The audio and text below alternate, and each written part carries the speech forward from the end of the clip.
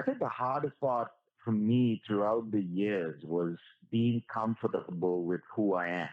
For a long time, I wanted to emulate speakers from the West because I thought that that was the way to win the world championship. But for me, I actually discovered my, moment of glory when I decided to stop competing and just start being myself.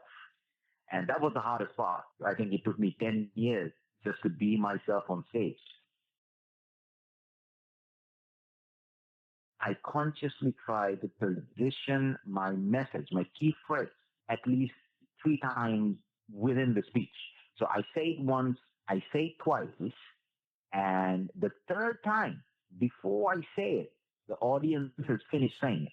So I actively get the audience's subconscious involvement into my speech.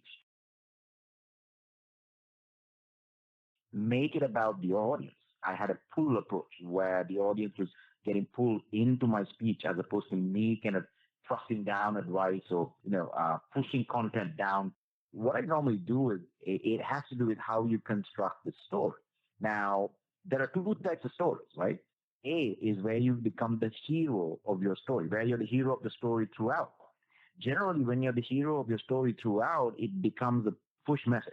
But what I like to do in my stories and in all of my speeches is I play the role of the villain.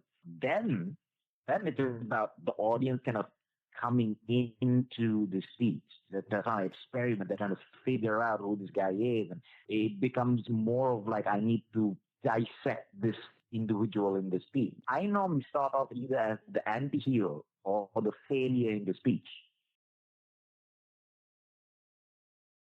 People connect in failure more than in success.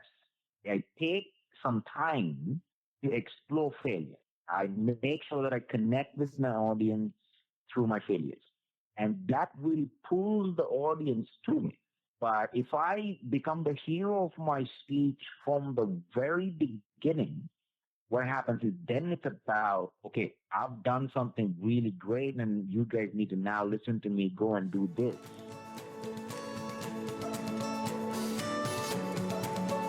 If you enjoy this podcast, please make sure to subscribe.